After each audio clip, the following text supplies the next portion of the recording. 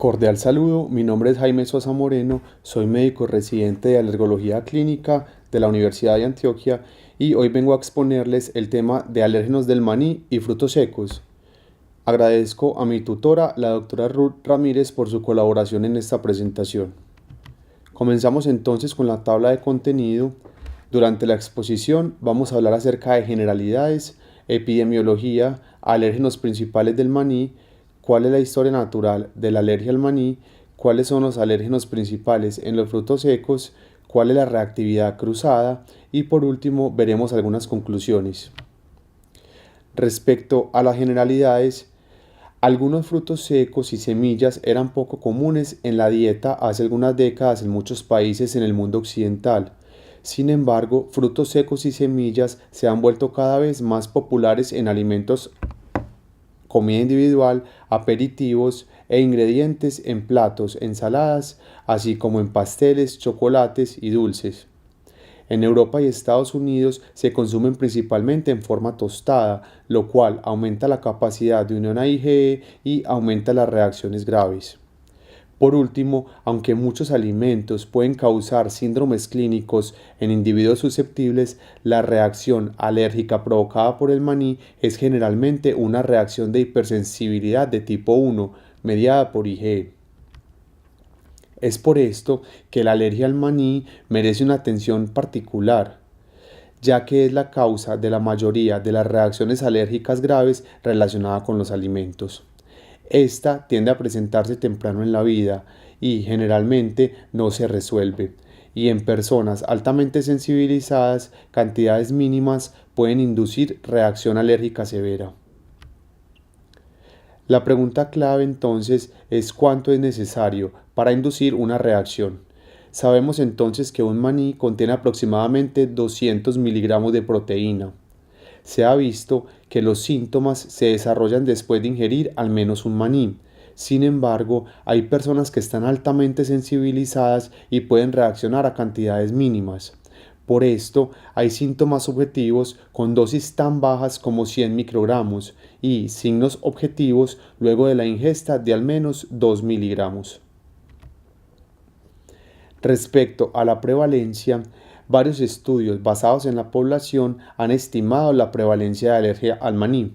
Darik y sus colegas siguieron a una cohorte en la isla de White desde el nacimiento hasta los 4 años. Se preguntó a sus familias acerca de las reacciones alérgicas atribuidas a la ingesta de maní o nueces de árbol. Se realizaron pruebas de prick en la piel y se midió la IgE específica al maní. A los 4 años, el 1.1% de los 1.218 niños estaban sensibilizados al maní y el 0.5% había tenido una reacción alérgica al maní. Un 1.2% adicional estaba sensibilizado a las nueces de árbol, con un 0.2% que experimentó una reacción alérgica. Sobre la base de este y otros estudios que han reportado prevalencias similares, la prevalencia estimada de alergia al maní en los países desarrollados está entre el 0.6 y el 1%. Recientemente, un estudio de seguimiento demostró que la prevalencia de alergia al maní había aumentado a 1.5 en la isla de White, lo que sugiere que el problema está creciendo. A nivel mundial, las tasas de sensibilización varían ampliamente según la edad y las comorbilidades. En un estudio multinacional, multicéntrico, sobre prevalencia de sensibilizaciones a los alimentos en adultos en Europa, el Europreval, las tasas de sensibilización al extracto de maní mostraron alta variabilidad, entre el 0.5% en Reykjavik, 5% en Zúrich, 1.6% en Utrecht y 7.2% en Madrid. Además, cohortes alemanas han mostrado que casi el 11% de los niños estaban sensibilizados. Y en Australia, diferentes estudios han demostrado que los niños con eczema tuvieron 11 veces el riesgo de desarrollar alergia al maní. Es por esto que las tasas de sensibilización varían ampliamente según la población evaluada, y la sensibilización clínicamente relevante es mucho más alta en los niños con eczema. Además de esto, mientras que otras alergias a los alimentos a menudo se resuelven de forma espontánea, esta arroja datos variables e inferiores de resolución que veremos a continuación. Un estudio genético publicado en 2016 ha revelado que el maní es un híbrido de dos especies silvestres. Este se originó por el cruce del óvulo de Arachis duranensis, la cual está distribuida en el norte de Argentina, con el polen de Arachis hispaniensis, el cual crece y se distribuye en la selva del Brasil. Se cree que esta hibridación ocurrió de la mano de la recolección y migración humana, así como con la polinización natural de insectos hace unos 9.400 años, en la actual región subandina del sur de Bolivia. Los conquistadores españoles conocieron el consumo de esta semilla al llegar al continente americano en un mercado de la capital azteca durante el siglo XVI, y en la actualidad su cultivo se ha extendido ampliamente por regiones de Asia, África y Oceanía. El maní es la leguminosa mejor caracterizada en cuanto a su contenido alergénico, con 16 alérgenos registrados por la Organización Mundial de la Salud y la Unión Internacional de Sociedades Inmunológicas. El procesamiento de este parece ser importante en relación con su alergenicidad, ya que azar a altas temperaturas probablemente promueve la formación de agregados de proteínas globulares compactas que pueden aumentar la alergenicidad de ARA-H1 y ARA-H2 sobre todo.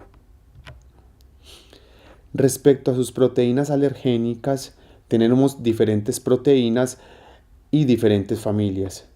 Entre las cupinas tenemos entonces ARA-H1, ARA-H3 y ARA-H4. Entre las prolaminas tenemos ARA-H2, ARA-H6, ARA-H7 y ARA-H9. ARA-H5 como profilina y ARA-H10 y ARA-H11 como leucina. Debemos tener en cuenta que algunas de estas proteínas son estables al calor. Sin embargo, ARA-H5 y ARA-H8 no tienen estabilidad al calor y por esto son desnaturalizadas al aumentar las temperaturas en los procesos de cocción. Por otro lado, diferentes estudios han evaluado el riesgo de presentar una reacción anafiláctica y se ha visto que ésta aumenta exponencialmente al tener proteínas estables y en altas cantidades.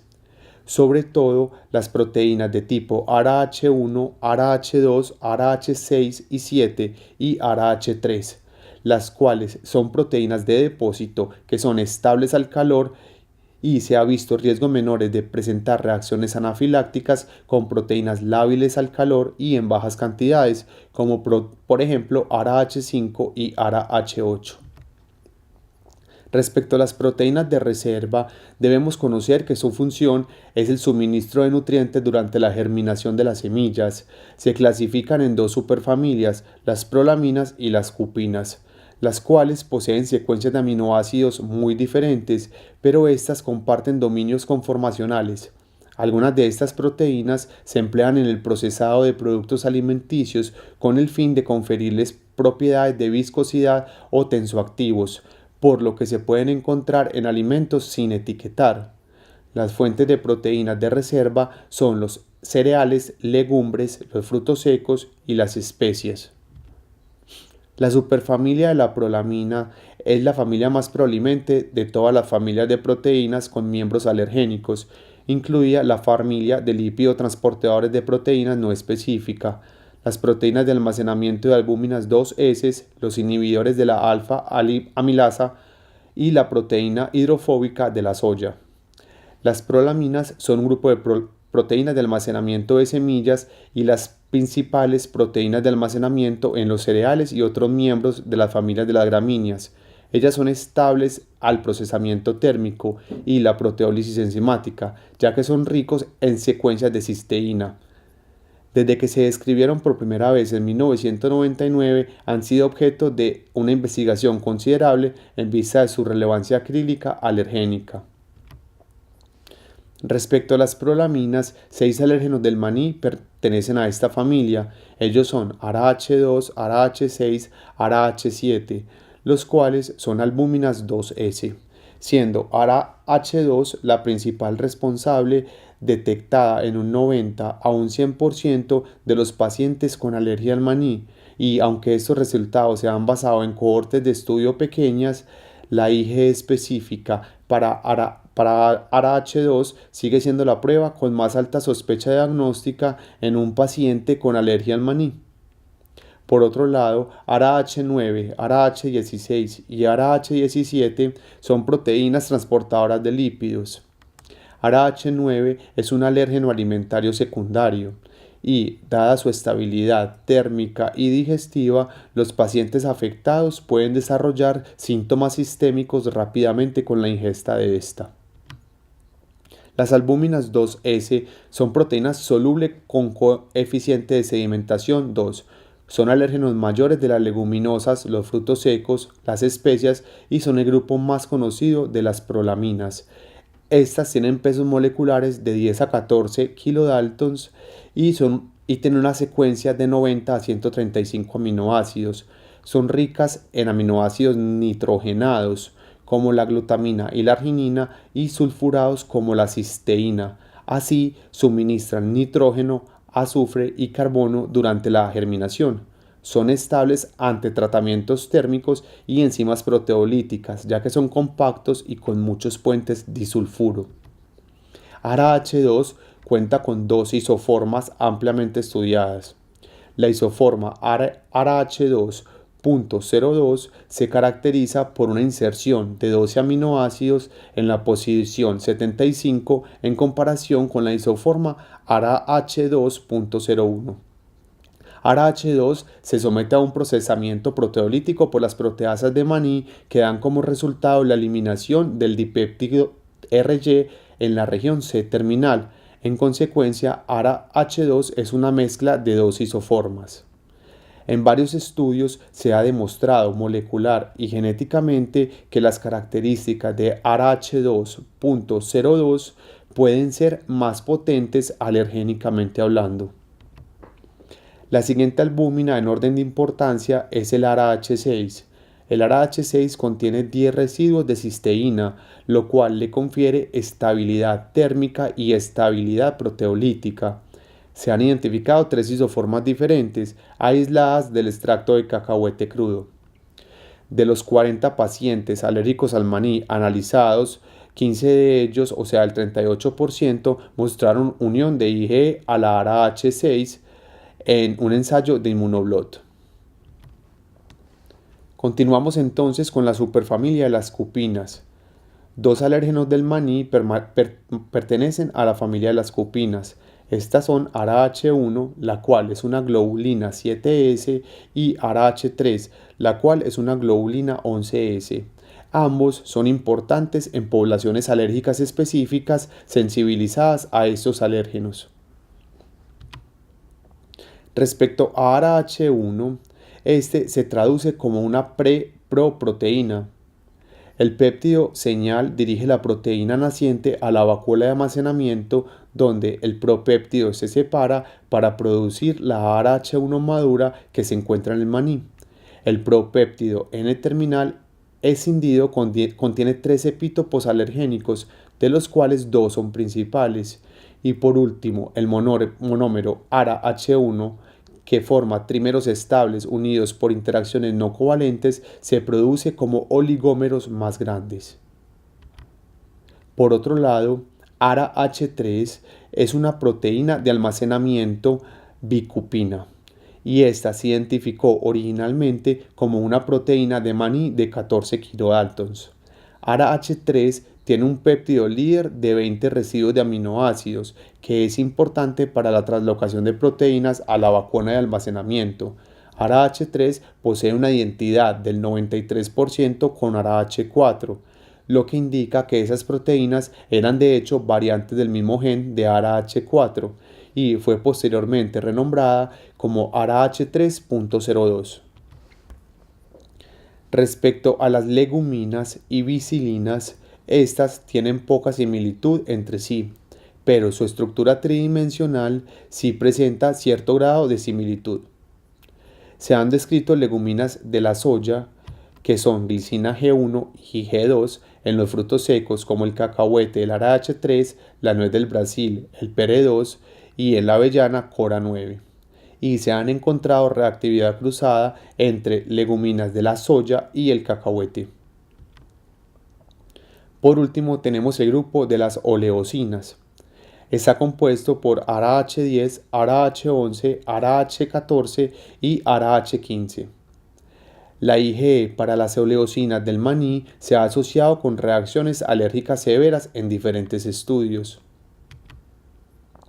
Respecto a la historia natural de la alergia, hasta hace poco se creía un axioma que la alergia al cacahuete casi nunca desaparecía a lo largo de los años, y los estudios habían apuntado ciertamente en esa dirección. Mucho se ha escrito sobre el aparente aumento de la alergia al maní en las últimas décadas, pero todavía hay mucha incertidumbre acerca de sus orígenes. Los resultados de diferentes estudios de persistencia en alergia han variado durante el tiempo y se ha encontrado que la alergia posiblemente puede tener resolución en algunos pacientes.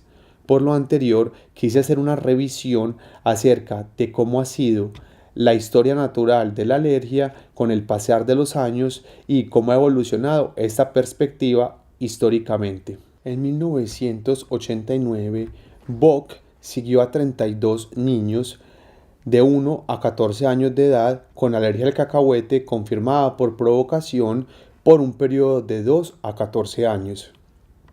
Se encontró que 24 pacientes habían tenido exposiciones o reacciones accidentales al cacahuete y ninguno de estos se había desprendido aparentemente de la alergia con el pasar del tiempo, por lo que hubo un 0% de resolución durante estos 2 a 14 años de seguimiento. En 1998, los primeros en describir indicios de que un subgrupo de niños con alergia al cacahuete sí podrían perder la sensibilidad fueron Hourihan et al. Evaluaron a 230 niños diagnosticados con alergia al cacahuete y realizaron provocaciones alimentarias orales en 120. Un total de 22 niños entre 2 y 9 años de edad presentaron una provocación negativa, lo que equivale al 18% de los sometidos a provocaciones o al 9.8% del grupo total. Encontraron que las provocaciones negativas se asociaban con menor tamaño en las pruebas cutáneas y menos alergias a otros alimentos, comparado con aquellos con alergia persistente al cacahuete. Por lo cual, esto nos arroja una resolución del 18% en los niños sometidos a provocaciones o al 9.8% del grupo total. Para el año 2000, Sperget et al. Revisaron retrospectivamente a 293 pacientes con diagnóstico de alergia al cacahuete. Se ofreció una provocación con cacahuete a todas las familias para confirmar el diagnóstico. Un total de 33 niños de 18 meses a 8 años de edad con antecedente convincente de alergia al cacahuete y prueba cutánea positiva fueron sometidos a provocaciones. De estos, 14 obtuvieron un resultado negativo y se consideró que la alergia estaba resuelta. Ninguno de los 5 pacientes que tuvo antecedente de anafilaxia por cacahuete desarrolló tolerancia, a diferencia de 9 de los 17 con antecedentes de urticaria y 4 de los 10 con dermatitis atópica. Además, los que desarrollaron tolerancia presentaron un tamaño significativamente menor en las pruebas cutáneas que los 19 cuya provocación fue positiva. En ese estudio tenemos entonces un 42% de resolución en el grupo de provocaciones, un 52% en el grupo de urticaria y un 40% en el grupo de dermatitis. Igualmente, en el año 2000, un estudio de Van der Leek et al. Se centró en niños con alergia al cacahuete persistente. Se evaluaron 85 niños alérgicos, incluidos 55 que fueron seguidos durante 5 años como mínimo. De estos pacientes, el 58% de los controlados durante 5 años y el 75% de los seguidos al menos 10 años habían tenido como mínimo una reacción debido a exposición accidental. Además, la mayoría de estas reacciones fueron más graves que las iniciales y el 52% consistió en síntomas potencialmente mortales. Las reacciones graves se asociaban con concentraciones más altas de IgE sérica comparado con aquellos cuyas reacciones eran exclusivamente cutáneas. La única nota positiva de este estudio fue que 4 niños perdieron su alergia al cacahuete con los años, por lo que nos da una tasa de 8.5% de resolución con el pasar del tiempo. Hacia el año 2001, Skolnick et al. Llevaron a cabo una evaluación detallada de 223 niños diagnosticados con alergia al cacahuete. Esta fue inducida en una provocación alimentaria oral con el alimento en los que no habían tenido reacciones en el último año y cuya cifra de IgE específica frente al cacahuete era inferior a 20 kilounidades por litro. Como se ve en la tabla, 97 niños no fueron sometidos a la provocación porque se consideró que aún tenían alergia al cacahuete basándose en antecedentes de reacción reciente o en concentración de IgE sérica igual o superior a 20 kilounidades por litro. Y otros 41 niños eran candidatos a la provocación pero no la aceptaron. De los 85 niños sometidos a provocaciones, 48, o sea el 21.5%, tuvieron un resultado negativo y se consideró que habían perdido su alergia al cacahuete. Se observó que la concentración de IgE sérica era el mejor factor predictivo de provocación negativa. El 61% de aquellos pacientes con IgE sérica de 5 kilounidades por litro y el 67% con cifras de 2 kilounidades por litro tuvieron éxito en la provocación. La presencia de otras enfermedades atópicas y la gravedad de la reacción inicial al cacahuete no predecían la posibilidad de librarse de la alergia, e incluso un paciente que había sufrido una anafilaxia grave en la reacción inicial se desprendió de su alergia con el pasar del tiempo. Hacia el 2012, un último estudio de Newman, Sunshine et al. Examinó a 782 pacientes con alergia al cacahuete persistente a lo largo de 5.3 años como tiempo mediano de seguimiento. La tasa de exposiciones accidentales fue solo de 4.7% anual y la gravedad de la reacción no cambió con las exposiciones repetidas. Las reacciones más graves se asociaban con concentraciones mayores de IgE sérica, pero no con la edad, ni sexo, ni asma. En general, en la alergia alimentaria se ha considerado una reacción no predice la siguiente, por lo que puede haber un síntoma leve inicialmente y luego tener una anafilaxia, por lo que la alergia al maní es una indicación absoluta de portar adrenalina.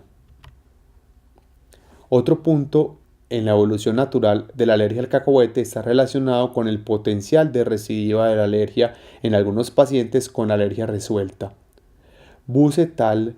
Fueron los primeros en describir estas recidivas y obtuvieron una tasa del 14% cuando 3 de sus 21 pacientes presentaron recidivas. Todos esos pacientes refirieron que consumían cacahuetes de forma intermitente en pequeñas cantidades tras una provocación negativa con ese alimento y después volvieron a sufrir la alergia 1 a 2 años más tarde. Posteriormente, Fleischer et al. Encuestaron a 64 pacientes que habían perdido la alergia al cacahuete al cumplir años para averiguar si los pacientes ingerían productos de cacahuete desde la provocación negativa, qué tipo de alimentos con cacahuete consumían y con qué frecuencia lo hacían, así como la frecuencia de reacciones alérgicas a este. Encontraron que aunque el 97% habían comido cacahuete desde la provocación, es frecuente la aversión mantenida a este alimento y el 70% de los individuos consumía cacahuetes con muy poca frecuencia y en cantidades pequeñas. De los 64 pacientes, 2 tuvieron reacciones alérgicas sospechosas. Debido a la duda sobre si más pacientes pudieron haber tenido recidivas y no ser consciente de ellas por su evitación mantenida al cacahuete, Fleischer et al. Invitaron a todos los pacientes de su centro que habían perdido la alergia al cacahuete con los años a someterse a una reevaluación mediante cuestionarios, pruebas cutáneas, concentraciones de IgE específica de cacahuete y una prueba de provocación oral. De 68 pacientes, 47 pacientes seguían tolerando los cacahuetes y de estos 34 consumían productos de cacahuete concentrado al menos una vez al mes, mientras que 13 casi nunca comían cacahuetes o lo hacían en cantidades limitadas, pero su prueba de provocación oral fue negativa. La situación de 18 pacientes resultó indeterminada debido a que consumían cacahuetes con muy poca frecuencia o en cantidades limitadas y rechazaron someterse a una prueba de provocación oral.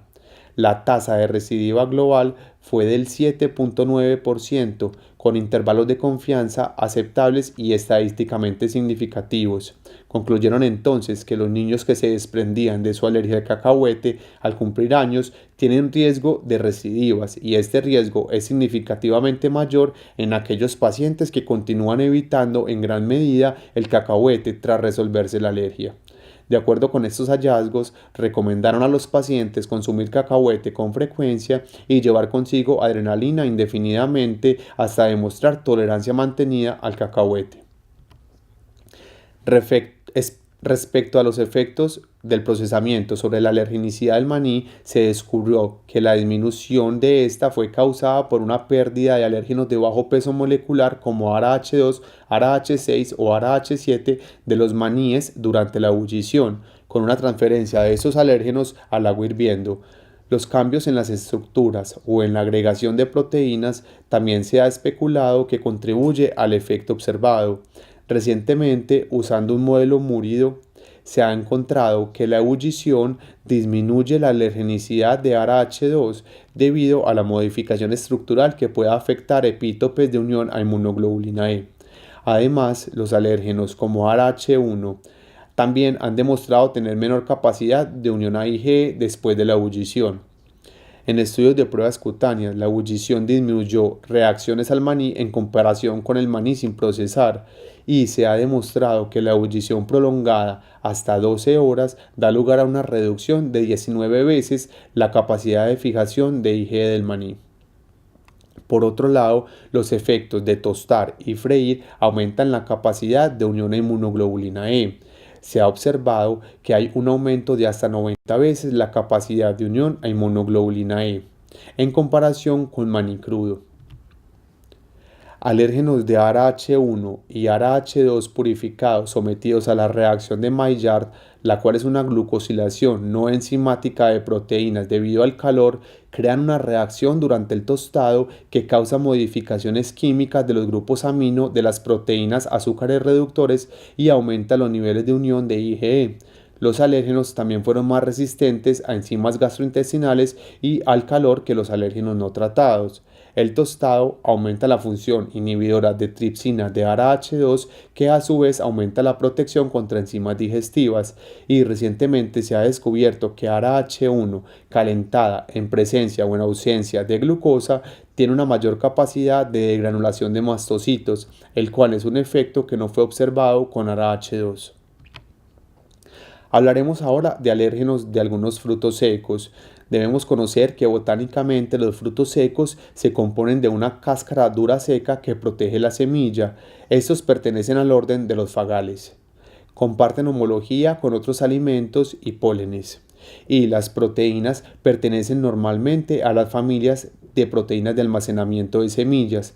Encontramos entonces proteínas como albúminas 2S, leguminas 7S, globulinas y bicilinas y 11S globulinas.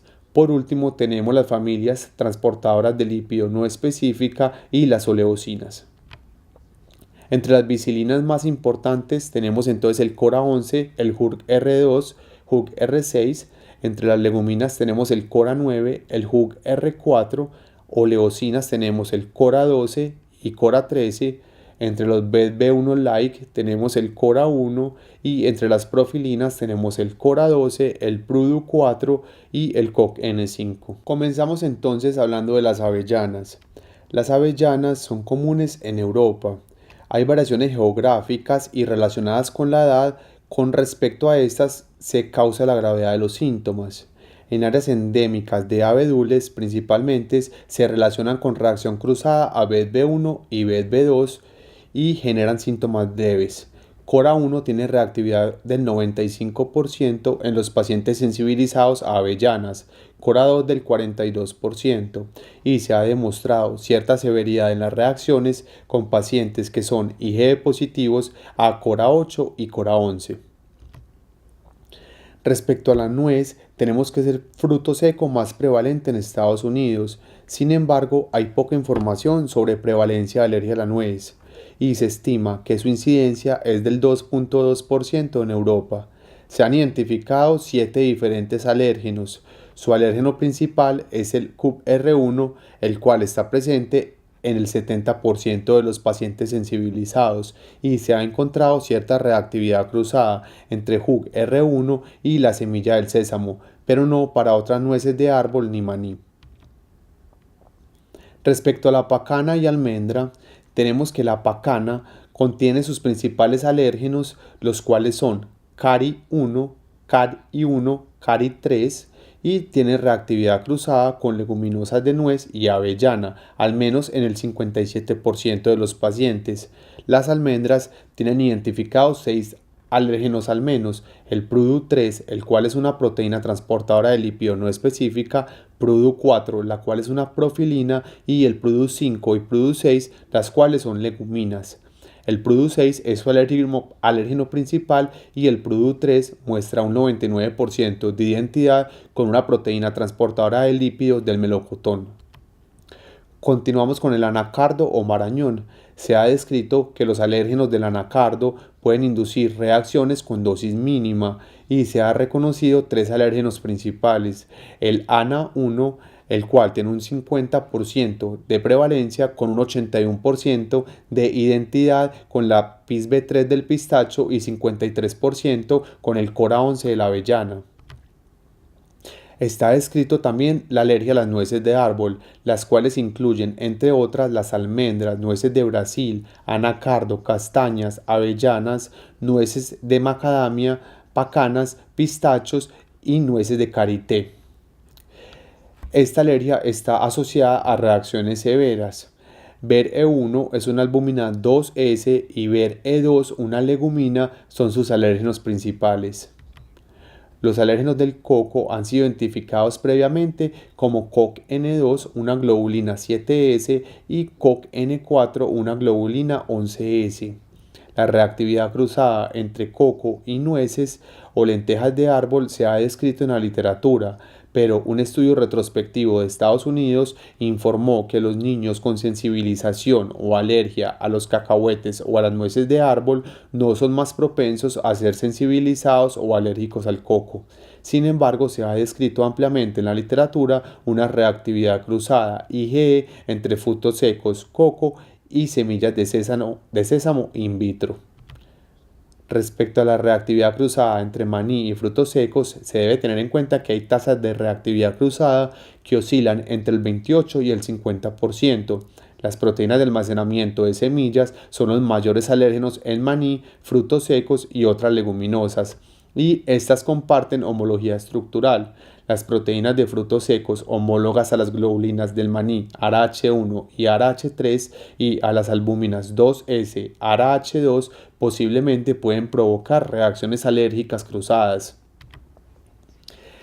En el siguiente estudio de caracterización fenotípica de pacientes alérgicos al maní con diferentes patrones de alergia y reactividad cruzada, se identificó reactividad cruzada entre el maní y otra leguminosa o fruto seco en 137 pacientes, o sea, el 43.2% de la muestra, siendo la dermatitis atópica un factor de riesgo mayor. En el grupo 1 de 72 pacientes, un alto nivel de ARAH2 demostró un bajo umbral para la reacción al maní y una alta proporción de asma.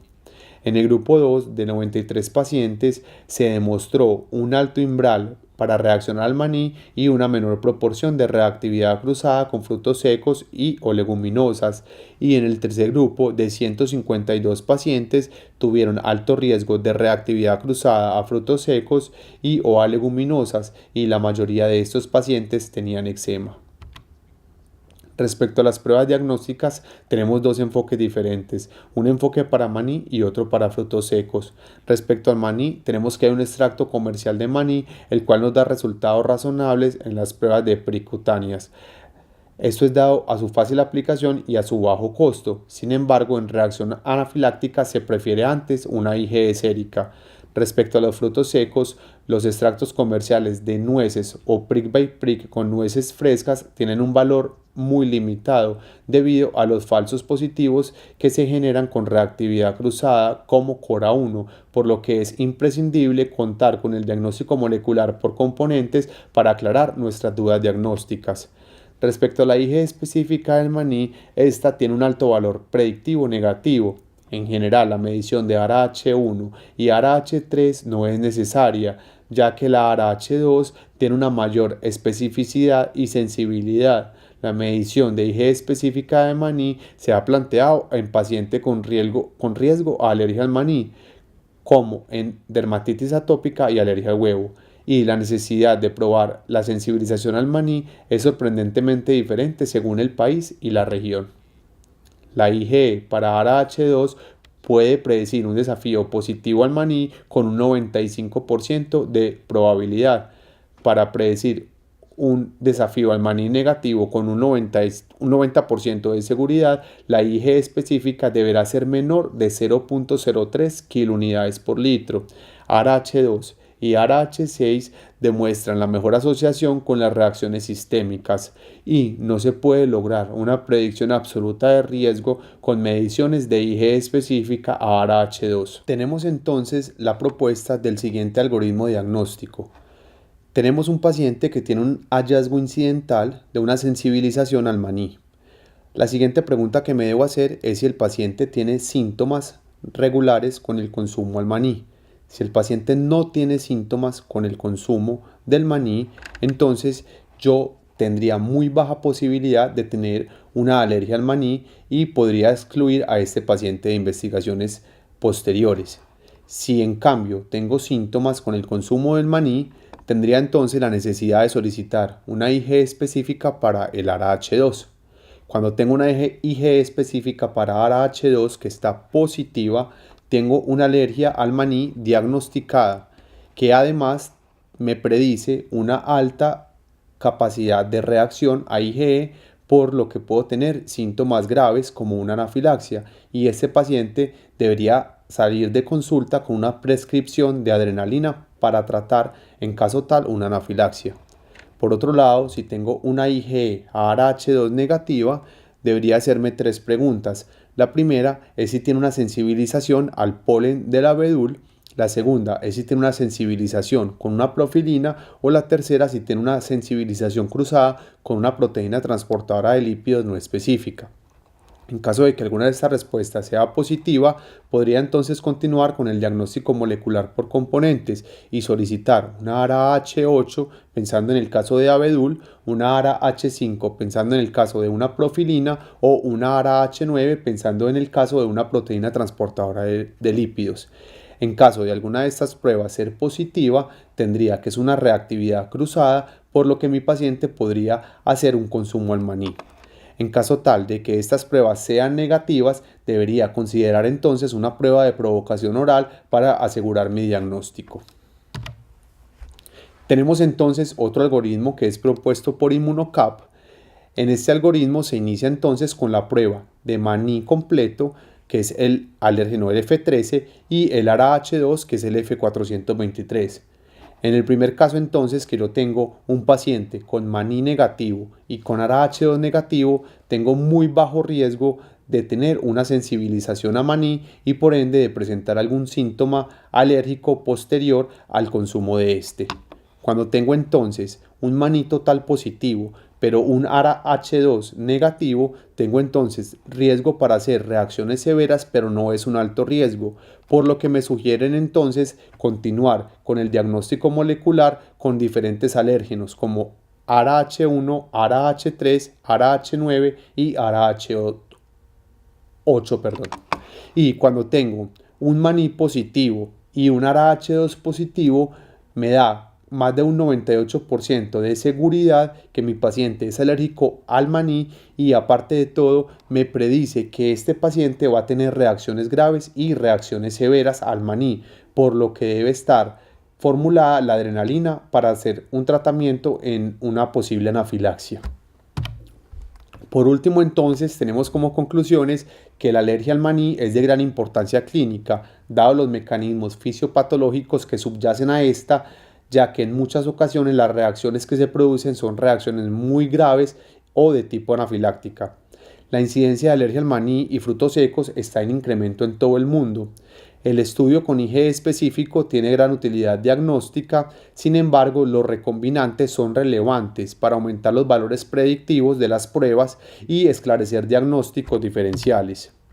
Por último, la reactividad cruzada entre maní y frutos secos es menor del 50%.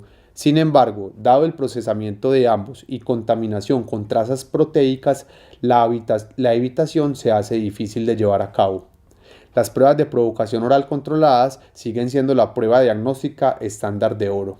Gracias por su atención, espero que haya sido de agrado esta charla.